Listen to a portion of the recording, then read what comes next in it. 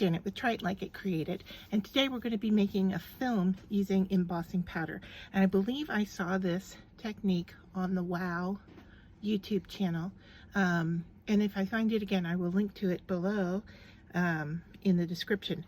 But what I have in front of me here is a heat gun. Over here I have parchment paper which is folded in half, and then I have 4 different colors of embossing powder, and I'm using all from the same brand because I assume that they will all heat in the similar temperature. So what I'm going to do is apply just a random amount of embossing powder here onto my parchment paper, and I'm being kind of generous with how I put it here, and I'm not doing, you know, a large section, just a smallish section here. And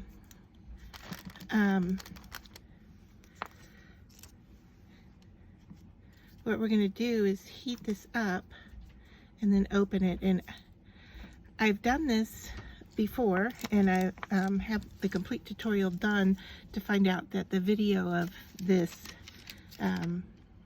these actions didn't work well. So I'm just going to do it again here, so it's going to look a little bit different than what you see in the rest of the tutorial because my video didn't turn out correctly. So here I have all my colors down, and you can see I have some lumps here. I'm just going to flatten those a little bit, and then I'm going to fold my parchment paper over the top.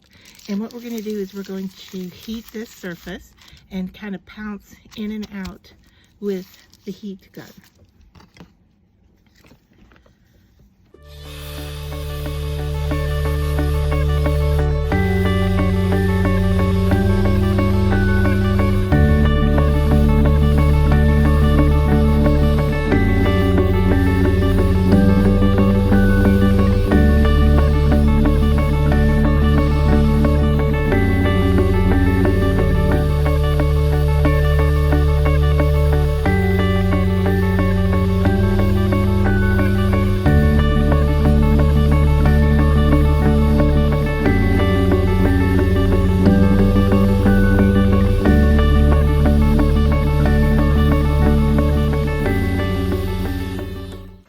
So that's done, and you can see that I was pouncing on top of it and actually touching the surface with the heat tool.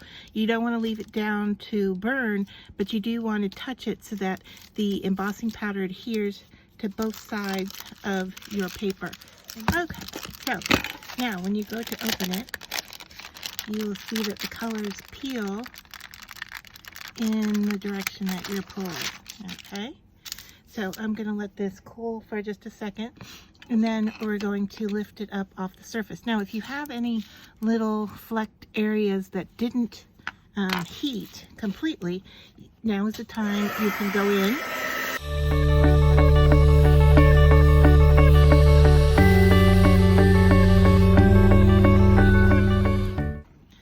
and heat up around those edges. Now, we're going to let this cool before I go to peel it up, and you do kind of get a little anxious and you don't want to wait, but this will peel up from the surface, so you want to use, I recommend a metal palette type knife to get underneath these layers, and then you can lift them up. Now this side that I did the sandwiching and it had the pull from it, this side looks like it's going to stay glossy. Alright, the other side is going to be dull, and if you want this side to appear glossy, you're going to want to heat it again. But when you go to heat it, it's going to burn through little holes, so you want to be very careful about how you go about heating it and how close you get the heat source to it.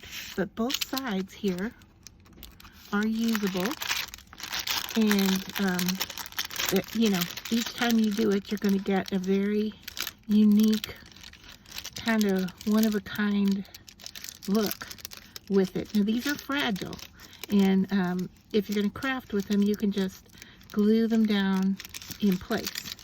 Okay, you can also do this technique onto a surface. So if you have some wood pieces or some chipboard pieces and you want to do the same kind of technique, you can do that. So you can see here they're similar, but you know, mirror images of each other and slightly different. And then of course the backs are dull. If you want to keep this and as dull and apply it, you know, just glue on the back and put it down. If you want this to be shiny, you have to heat it again. But and I'll show you here with this one, what I mean is that when you go to heat, you want to heat from a distance.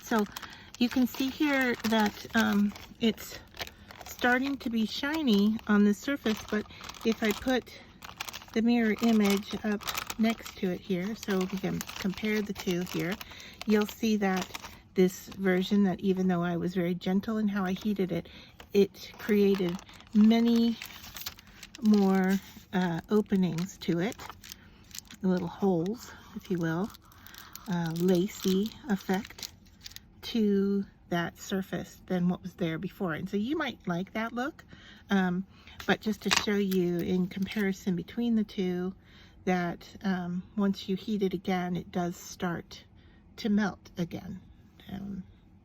Put those side by side, I guess, to show you. Okay, this one will remain shiny on the other side. And you can see that this side has a brighter color to it than this side. This side has some kind of white. So I believe that there must be a white base to all of these colors. But then you have this film that you can craft with. So just another way to use your embossing powder. It's an interesting, unique kind of technique, very different.